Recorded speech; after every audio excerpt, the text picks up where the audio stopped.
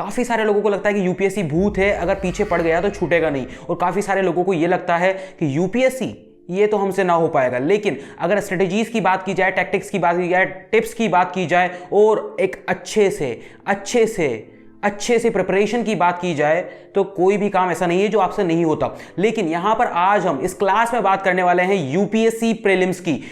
आपको पता है कि यूपीएससी प्रीलिम्स कब है, मुझे पता है कि यूपीएससी प्रीलिम्स कब है, लेकिन उन स्टूडेंट्स की हम बात करने वाले हैं क्योंकि यूपीएससी प्रीलिम्स होने वाला है जून में। शेड्यूल आ चुका है, कैलेंडर आ चुका है, जून में होने वाला है और अभी चल रहा है फरवरी। यानी कि जिन लोगों को यूपीएससी करना है, जो लोग मेंस की तैयारी कर रहे थे, जो लोग प्रीलिम्स की तैयारी कर रहे हैं, उनके कैलेंडर पर आ चुके हैं टिक्स कि इतने दिन बचे हैं। रोज वो अपने कैलेंडर पे लगा रहे हैं टिक्स। लेकिन हमारा क्या, हम हैं 12th पास या हम हैं वो स्टूडेंट जो यूपीएससी करना चाहते हैं, ग्रेजुएशन के बाद में भी है कॉलेज फ्रेशर्स। तो हम किस तरह से प्रीलिम्स को समझे। प्रीलिम्स वो दरवाजा है, हर एक यूपीएससी का सपना रखने वाला पर्सन, हर एक यूपीएससी का सपने रखने वाला स्टूडेंट, उसके सामने इस एकेडमी के दरवाजे तो आते होंगे, चाहे सपने में आते हो या फिर वो फोटोज अपने दीवार पर चिपकाते हो। लेकिन इस एकेडमी तक पहुंचने के लिए, सबसे पहला दरवाजा आपके सामने आता है, वो है यूपीएससी प्रीलिम्स का। और ये यूपीएससी प्रीलिम्स क्रैक करना भी बहुत आसान है और बहुत मुश्किल भी, ये आपके माइंडसेट पर डिपेंड करता है। लेकिन यहां पर यूपीएससी प्रीलिम्स की हम पूरी एग्जाम पैटर्न की बात करेंगे, यूपीएससी प्रीलिम्स की हम पूरे सिलेबस की बात करेंगे, क्योंकि यूपीएससी की भाषा है उसका सिलेबस। अगर आप सिलेबस को नहीं समझते तो आप यूपीएससी नहीं कर सकते। आप यूपीएससी की भाषा में बात करनी होगी। अगर आपको यूपीएससी करनी है तो यूपीएससी से यूपीएससी की भाषा में बात करनी होगी, और उसके लिए उसकी भाषा है उसका सिलेबस। अगर आपके सिलेबस पर कमांड है, अगर आपको सिलेबस एनालाइज करना आता है, अगर आपको सिलेबस याद है, तो आप यूपीएससी का सोच सकते हैं। यूपीएससी कर नहीं सकते, यूपीएससी का सोच सकते हैं। और उसी चीज की हम बात करेंगे आने वाले वीडियोस में, आने वाली क्लासेस में। लेकिन आज हम यूपीएससी प्रीलिम्स की बात करने वाले हैं। यूपीएससी प्रीलिम्स के एग्जाम पैटर्न को समझेंगे, यूपीएससी प्रीलिम्स के सिलेबस को समझने वाले हैं। सबसे पहले एग्जाम पैटर्न की बात करते हैं। यूपीएससी प्रीलिम्स में होता है 400 नंबर का पेपर और होते हैं 2 पेपर। यूपीएससी प्रीलिम्स में 2 पेपर 2 अलग अलग शिफ्टों में होते हैं। पहले पेपर में ओवरऑल सारे सब्जेक्ट्स आते हैं और दूसरे पेपर होता है सीसेट यानी कि सिविल सर्विसेज एप्टीट्यूड टेस्ट, ठीक है, जो कि एक एस्पिरेंट का एप्टीट्यूड टेस्ट होता है, ठीक है। अब यहां पर आपको ये तो पता चलेगा कि 400 नंबर के पेपर होते हैं, 200 नंबर का पहला पेपर, 200 नंबर का दूसरा पेपर, ठीक है। दोनों पेपर 2 घंटे के होते हैं, दोनों पेपर ऑब्जेक्टिव टाइप होते हैं, ठीक है। ये होता है प्रीलिम्स का एग्जाम पैटर्न। नॉर्मली अगर हम देखें तो पहले पेपर में आते हैं 100 क्वेश्चन और दूसरे पेपर में आते हैं 80 क्वेश्चन। और एक चीज ये भी है कि दोनों पेपर्स में नेगेटिव मार्किंग होती है 1/3, यानी कि अगर आपका एक क्वेश्चन गलत है तो आपका 0.3 नंबर गायब हो जाएगा, ठीक है। ये चीज आपको पता रखनी है। अब कितना सा आसान लगता है कि प्रीलिम्स का पेपर है, 2 पेपर सारे होंगे, दोनों ऑब्जेक्टिव टाइप होंगे, वहां पर ओएमआर शीट भरनी है, बात खत्म। लेकिन यहां पर आता है एक बहुत बड़ा ट्विस्ट ये है कि पहला पेपर जो कि होता है ओवरऑल ऑल सब्जेक्ट्स का, जहां पर करंट पूछे जाएंगे, हिस्ट्री पूछी जाएगी, बाकी जैसी चीजें। लेकिन जो दूसरा पेपर होता है वही आपका मेंस वाली चीज को डिस्क्वालीफाई भी कर सकता है। आप मेंस से डिस्क्वालीफाई हो सकते हैं दूसरे पेपर की वजह से, यानी कि एप्टीट्यूड के पेपर की वजह से। यहां पर क्या ट्विस्ट आता है उसके बारे में बात करते हैं। जब आप प्रीलिम्स देते हैं और प्रीलिम्स देने के बाद जब आपकी कॉपीज चेक होती है तो पहले कॉपीज चेक होती है पेपर नंबर 2 की, यानी कि सी सेट की। ये क्यों होता है? ये इसलिए होता है क्योंकि सी सेट वाला जो पेपर होता है वो होता है क्वालिफाइंग पेपर यानी कि उस पेपर में आपको लाने हैं 33% मार्क्स मिनिमम, यानी कि 200 में से 66 नंबर 66 नंबर आपको उस पेपर में लाने ही लाने हैं किसी भी कंडीशन में। अगर 66 से कम नंबर आए तो आप मेंस में नहीं बैठ सकते, चाहे आपने पहला पेपर कितना भी बढ़िया दिया हो, कितनी भी एक्यूरेसी के साथ में, कितने भी अच्छे से क्वेश्चन सोल्व किए हों। लेकिन अगर आपके 66 नंबर नहीं आए मिनिमम सेकंड पेपर में तो आपको मेंस में नहीं बैठने दिया जाएगा, आप वहीं से डिस्क्वालीफाई हो जाएंगे, ठीक है। तो दोनों पेपर यहां पर इक्वली इंपॉर्टेंस रखते हैं अगर आपको मेंस में जाना है तो। अगर पहले बात होती है सेकंड पेपर की, यानी कि एप्टीट्यूड टेस्ट की, जहां पर आपको पूरा का पूरा फोकस नहीं रखना, आपको इक्वली इंपॉर्टेंस तो ये दोनों पेपर रखते हैं, लेकिन आपको फोकस तो ओवरऑल आपके प्रीलिम्स के पहले पेपर पे देना है जहां पर आपको सब्जेक्ट्स पढ़ने हैं। लेकिन यहां पर आपका टाइम शेड्यूल इस तरह का होने चाहिए कि आप एप्टीट्यूड के मॉक टेस्ट भी साथ में कर रहे हैं। उसी वजह से practice makes a man and women perfect, ये चीज आपको पता होनी चाहिए। तो एप्टीट्यूड टेस्ट में सबसे ज्यादा जरूरत होती है प्रैक्टिस की, और प्रैक्टिस कहां से आएगी? प्रैक्टिस आएगी मॉक टेस्ट से, जो कि आप कर रहे होंगे या फिर करने वाले हैं जब आप पढ़ रहे होंगे, क्योंकि अभी आप फ्रेशर हैं, अगर अभी आप कॉलेज स्टूडेंट हैं। तो यहां पर पहला पेपर होगा ओवरऑल सब्जेक्ट्स का, जहां पर उसका सिलेबस है, सिलेबस अभी बताया जाएगा।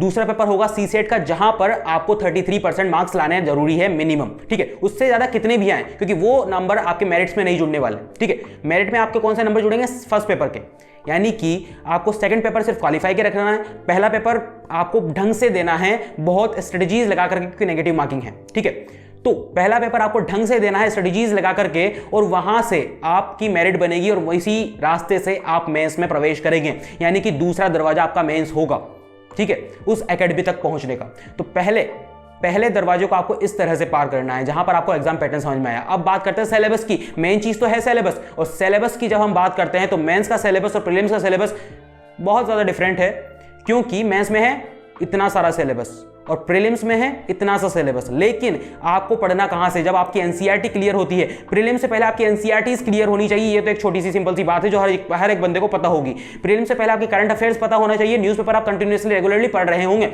ये भी एक चीज है। लेकिन आपको सिलेबस नहीं पता, अगर आपको एनालाइज करना सिलेबस नहीं आता, अगर आपके सिलेबस पर कमांड नहीं है, तो ना आप न्यूज़पेपर पढ़ सकते हैं, ना आप कोई सी विपिन चंद्र उठाकर या लक्ष्मीकांत उठाकर पढ़ सकते हैं। अगर बहुत सारे लोग ऐसे हैं जो द हिंदू उठाएंगे, द हिंदू ऊपर लिखा हुआ है और नीचे उस पेपर की प्राइस लिखी हुई है, ऊपर से नीचे सब पढ़ डालेंगे, बीच के एडवर्टाइजमेंट भी, लेकिन उससे आपकी यूपीएससी क्लियर नहीं होने वाली। यूपीएससी क्लियर करने का सीधा सा फंडा है, सिलेबस पर कमांड होनी चाहिए। उस न्यूज़पेपर में 50% ज्यादा चीजें ऐसी होंगी जो कि आपको पढ़नी ही नहीं थी, जो कि आपको सिलेबस में कहीं नहीं थी, लेकिन फिर भी आप उन्हें पढ़े जा रहे हैं, क्योंकि यूपीएससी है, करंट अफेयर्स है, यूपीएससी में सब कुछ आता है। जब तक ये चीज आपके दिमाग में से हटेगी नहीं कि यूपीएससी में सब कुछ आता है, तब तक आप यूपीएससी क्लियर नहीं कर पाएंगे, तब तक आप सिलेबस याद नहीं कर पाएंगे। सिलेबस को याद करना है। यूपीएससी कोई ऐसा नहीं है कि वो वहां पर कुछ भी पूछ लेगा, कुछ भी नहीं पूछा जाता, सिलेबस के अकॉर्डिंग ही पूछा जाता है जो भी पूछा जाता है। तो यहां पर हम बात करें प्रीलिम्स के सिलेबस की। प्रीलिम्स का सिलेबस आपको यहां पर दिख रहा होगा, ये इतना सा सिलेबस है पेपर फर्स्ट का, ठीक है, जहां पर हम बात करें सबसे पहले current events of national and international चीजों का, current events of national and international importance, ठीक है, यानी कि करंट अफेयर्स। अब यहां पर दिक्कत क्या है ना कि यूपीएससी हो चुका है बहुत ज्यादा डाइसी प्रीलिम्स के मामले में, क्योंकि करंट्स यहां पर भर कर पूछे जाते हैं, और ऑब्जेक्टिव टाइप से तो करंट पे कुछ भी पूछ सकता है, ठीक है। तो आपको पिछले साल भर के, 1.5 साल के करंट्स तो तुरंत याद होनी चाहिए, उनको आपको कंटिन्यूअसली याद करना है, चाहे मैगजीन्स की हेल्प ले, रेफरेंस बुक्स की हेल्प ले, या फिर न्यूज़पेपर तो है ही, ऑब्वियसली न्यूज़पेपर तो आप रेगुलरली पढ़ ही रहे होंगे, ठीक है। तो करंट्स की यहां पर बात करें, क्योंकि काफी ज्यादा पेपर्स डाइसी हो चुके हैं। 2017-18 की अगर हम बात करें तो जिन लोगों ने 2017-18 में इंटरव्यू क्लियर नहीं किए थे और 2019 में वापस पेपर्स दिए थे, उनके प्री तक क्लियर नहीं हुए थे। इस वजह से, क्यों? क्योंकि पहले का जो स्ट्रक्चर था यूपीएससी का, वो और अब का स्ट्रक्चर यूपीएससी का काफी ज्यादा बदल चुका है प्रीलिम्स के मामले में अगर बात करें तो, क्योंकि करंट्स भर के पूछे जाते हैं। सबसे बेस्ट चीज ये होगी अगर आपके करंट्स आपका हैंड रिटन है, यानी कि नोट्स आपके करंट्स के सही तरीके से बनाए हुए हैं, तो आपको बहुत ज्यादा फायदा होने वाला है। अगर आप रेगुलरली न्यूज़पेपर पर ध्यान दे रहे हैं, अपने सिलेबस के अकॉर्डिंग न्यूज़पेपर को पढ़ रहे हैं, अपने सिलेबस के अकॉर्डिंग मैगजीन्स को पढ़ रहे हैं, अपने सिलेबस के अकॉर्डिंग टीचर्स को पढ़ रहे हैं, क्योंकि टीचर्स आपको मिलेंगे भरपूर अगर आप सेल्फ स्टडी कर रहे हैं। टीचर्स को पहचानना, कोचिंग क्लासेस को पहचानना और कोचिंग क्लासेस में पढ़ाया क्या जा रहा है वो पहचानना बहुत ज्यादा इंपॉर्टेंट है, ठीक है। दूसरी चीज क्या है सिलेबस से रिकॉर्डिंग, वो है history of India and Indian national movement, यानी कि इंडिया का इतिहास और इंडिया की स्वतंत्रता का जो मूवमेंट चला वो और ये चीजें काफी हद तक मेंस के सिलेबस से रिकॉग्नाइज होती हैं, क्योंकि आप जब पढ़ना शुरू करते हैं ना, कोई भी स्टूडेंट पढ़ना शुरू करेगा तो प्रीलिम्स के लिए पढ़ना शुरू करेगा नहीं, उसे तो यूपीएससी क्लियर करनी है तो मेंस से अपना सिलेबस शुरू करेगा। लेकिन वहां पर छोटी छोटी चीजें क्या आती है, छोटी छोटी चीजें जैसे कि एनसीईआरटी, छोटी छोटी चीजें जैसे कि न्यूज़पेपर, और छोटी छोटी चीजें जहां पर अगर हम थोड़ी देर के लिए करंट्स को साइड में रख दें, एनसीईआरटी को साइड में रख दें और न्यूज़पेपर को साइड में रखते हैं, तो अब पढ़ना कहां से शुरू करेंगे? अब पढ़ना आप वहां से शुरू करेंगे, आपने सिलेबस पढ़ा प्रीलिम्स का, मेंस का आपने सिलेबस पढ़ा, दोनों में जो ओवरलैप हो रहे हैं टॉपिक्स, प्रीलिम्स में और मेंस में, दोनों में ओवरलैप जो टॉपिक्स हो रहे हैं, वहां से आपकी फाउंडेशन बनना शुरू होगी, वहां से आपका बेस क्लियर होना शुरू होगा। और वही चीज है कि वहां से आपको पढ़ना शुरू करना है। एनसीईआरटी तो आपकी क्लियर होगी ही होगी, 6 से 12 तक की या फिर 9 से 12 तक की तो करनी ही करनी है किसी भी कंडीशन में। 9 से 12 तक की एनसीईआरटी अगर आपकी क्लियर है बहुत अच्छे तरीके से, तो प्रीलिम्स आपकी क्लियर है बहुत हद तक, ये आपको पता होना चाहिए। ये चीज बहुत ज्यादा मैटर करती है, क्योंकि यहां पर एक अगली चीज क्या है, अगली चीज एक बहुत अच्छा सा टॉपिक, बहुत अच्छा सा सिलेबस का टॉपिक यहां पर क्या है, वो है इंडियन एंड वर्ल्ड ज्योग्राफी, जो कि मेंस के पेपर सेकंड से उठा लिया गया है सीधा सीधा, अब वहां तो सब्जेक्टिव लिखना है, लेकिन यहां तो ऑब्जेक्टिव है ना, तो यहां पर सन भी पूछ सकता है, डेट भी पूछ सकता है, कौन सा दिन क्या होने वाला है। और जब जियोग्राफी और हिस्ट्री की बात करते हैं ना, तो यहां पर काफी सारे चीजें आती है, काफी सारे लोग आते हैं, काफी सारे प्लेसेस आते हैं, काफी सारी जगह आती है, काफी सारे मॉन्यूमेंट्स आते हैं जिनके बारे में पूछा जाता है। तो वो चीज आपको मेंस के साथ में, जब आप मेंस का सिलेबस पढ़ रहे हैं, तो उसी हिसाब से उसकी तैयारी करनी है। अगर आपकी मेंस की तैयारी इस टॉपिक में पूरी है तो आप प्रीलिम्स क्लियर कर सकते हैं इस टॉपिक के हिसाब से। अगला टॉपिक क्या है? अगला टॉपिक है इंडियन पॉलिटी, गवर्नेंस, जैसे कि बाकी चीजें आप यहां पर देख सकते हैं, कॉन्स्टिट्यूशन हो गया, पंचायती राज हो गया, पॉलिटी सिस्टम हो गया, राइट इश्यूज हो गए, इस तरह की चीजें।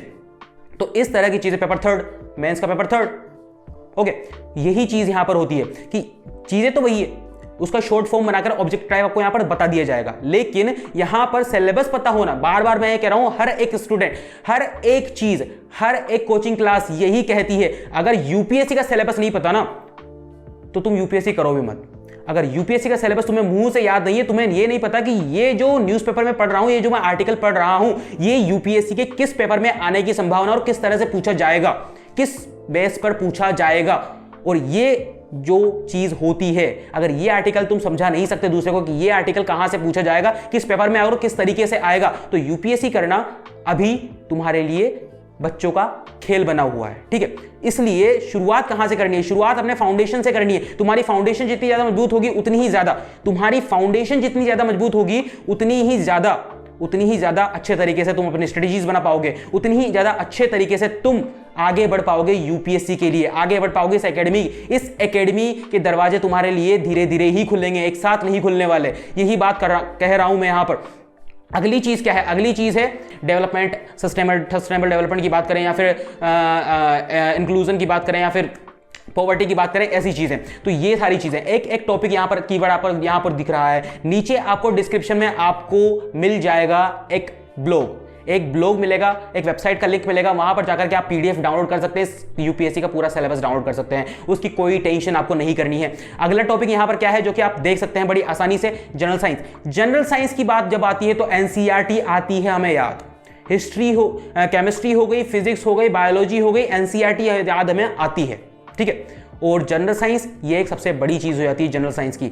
एक यहां पर एक टॉपिक बीच में हमसे छूट गया, वो क्या है? वो ये है जनरल इश्यूज ऑन एनवायरमेंट। जहां पर क्या क्या चीज आती है? जहां पर बायोडायवर्सिटी आती है, जहां पर आता है क्लाइमेट चेंज, बायोडायवर्सिटी, उसके आगे एक लाइन लिखी हुई है, उसको ढंग से पढ़िएगा, they do not require subject specialisation. इसका मतलब क्या है? इसका मतलब यह है कि वो कहीं से भी इन चीजों के बारे में पूछ सकता है, लेकिन ऐसा क्यों? ऐसा इसलिए क्योंकि क्लाइमेट चेंज सबसे ज्यादा ट्रेंडिंग टॉपिक है। क्लाइमेट चेंज वो करंट में भी पूछ सकता है, क्लाइमेट चेंज वो गवर्नमेंट वाली चीज में भी पूछ सकता है, और क्लाइमेट चेंज को वो किसी भी एंगल से कहीं पर भी घुसा सकता है, क्योंकि क्लाइमेट चेंज सबसे ज्यादा हॉट टॉपिक है। कौन सा सम्मेलन कहां हुआ था, कब हुआ था, नई कोई स्ट्रेटेजीज किसी देश ने बनाई है तो कौन से देश थे, कब होने वाला है अगला सम्मेलन, किस देश में होने वाला है, किस जगह होने वाला है, या फिर काफी सारी ऐसी चीजें क्लाइमेट चेंज से रिलेटेड हैं। डेटा, फैक्ट, क्लाइमेट चेंज से रिलेटेड, क्योंकि हॉट टॉपिक है और इसके बारे में यूपीएससी पूछेगा ही पूछेगा, 101% पूछेगा। यही चीज आपको याद रखनी। तो ये है आपका पेपर 1 का सिलेबस, इतना सा।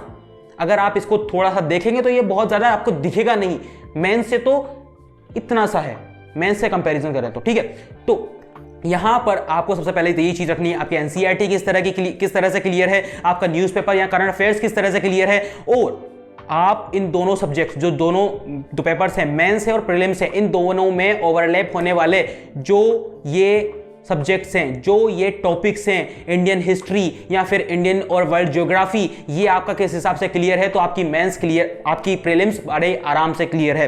पेपर 2 की बात करते हैं, हमारे क्वालिफाइंग महाराज की। यहां पर कंप्रीहेंशन ये पूछेगा, इंटरपर्सनल स्किल्स जो कम्युनिकेशन स्किल्स के साथ में आती हैं वो ये पूछेगा, जनरल मेंटल एबिलिटी की यहां पर बात करें, लॉजिकल रीजनिंग की बात करें, और डेटा इंटरप्रिटेशन की बात करें, बेसिक न्यूमरोलॉजी की बात करें, बेसिक न्यूमरल्स की बात करें, जो कि क्लास 10th के लेवल के होंगे।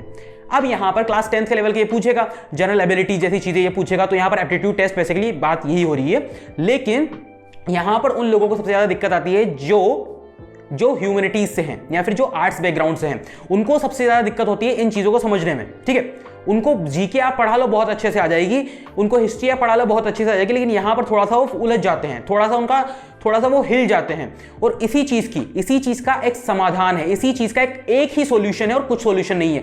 इस चीज का एक ही सॉल्यूशन है, प्रैक्टिस। वापस से practice makes a man and women perfect, ये चीज आपको पता होनी चाहिए। आपको मॉक टेस्ट उठा के देख लीजिए, प्रीवियस ईयर क्वेश्चन पेपर उठा के, वैसे प्रीवियस ईयर क्वेश्चन पेपर उठाने की जरूरत भी नहीं है, आप कोचिंग क्लासेस के मॉक टेस्ट उठा के देख लीजिए, मॉक टेस्ट को सोल्व करना शुरू कर दीजिए। अगर आप एप्टीट्यूड टेस्ट के मॉक टेस्ट बड़ी आसानी से सोल्व कर सकते हैं तो you are very well settled, फिर आपको कोई दिक्कत आनी ही नहीं है दोनों पेपर्स में, ये आपको चीज पता होनी चाहिए। तो इस तरह से आपको अपनी प्रीलिम्स को तैयार करना है, इस तरह से आपको प्रीलिम्स का सिलेबस इस तरह से याद होना चाहिए। Prelims mains, prelims mains, prelims mains, syllabus main चीज है। वापस मैं कह रहा हूं, सिलेबस है आपकी और यूपीएससी की बीच की लैंग्वेज। यूपीएससी को कोई और भाषा आती है, आपको कोई और भाषा आती है, यूपीएससी आप तक नहीं आएगी, आप यूपीएससी तक जाएंगे, उसके लिए आपको उसकी भाषा सीखनी पड़ेगी। और उसकी भाषा क्या है? उसकी भाषा है उसका सिलेबस। अगर आपको सिलेबस आता है तो आपको यूपीएससी करने का सोचना है।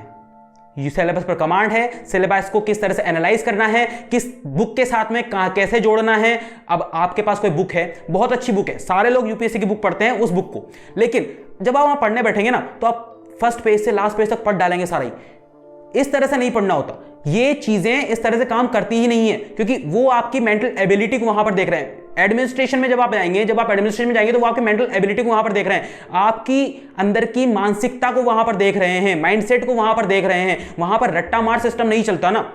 यूपीएससी तो ये मत सोचिएगा कि सब कुछ पढ़ना पड़ेगा, सब कुछ नहीं पढ़ना होता, जो सिलेबस है वही पढ़ना है। लेकिन सिलेबस है बहुत सारा, और बहुत सारे सिलेबस है, और उसके ऊपर आप 70 किताबें डाल देंगे तो वो और ज्यादा चीजें हो जाएंगी खराब। तो कुल मिलाकर के सिलेबस को समझते हुए अगर आप बुक्स पढ़ेंगे, सिलेबस को समझते हुए अगर आप न्यूज़पेपर पढ़ेंगे तो आप बहुत आसानी से सिलेबस को तोड़ पाएंगे। आपको जो लग रहा है बहुत बड़ा सिलेबस है, ये धीरे धीरे टुकड़ों में बढ़ता जाएगा और धीरे धीरे आप इस चीज को क्लियर करते रहेंगे। यही एक चीज होने वाली है। इस तरह से आप प्रीलिम्स का एग्जाम पैटर्न जो हमने बताया यहाँ पर, सिलेबस जो हमने डिस्कस किया प्रीलिम्स का, इसे आप वेल सेटल्ड होकर के बड़े तरीके से आराम से अपना टाइम शेड्यूल बनाकर के, टाइम को मैनेज करते हुए, टाइम ब्लॉकिंग करते हुए अच्छे तरीके से, बहुत अच्छे तरीके से क्लियर कर सकते हैं। और फिर आपके लिए अगला दरवाजा खुलने के लिए तैयार है, क्योंकि जुलाई में आता है रिजल्ट, और रिजल्ट के बाद में देखा जाएगा जो भी होगा, लेकिन प्रीलिम्स की तैयारी बढ़िया तरीके से करनी है। अब हम मिलते हैं आपसे यूपीएससी सीरीज के अगली क्लास में, जो कि होने वाली है, देखेंगे।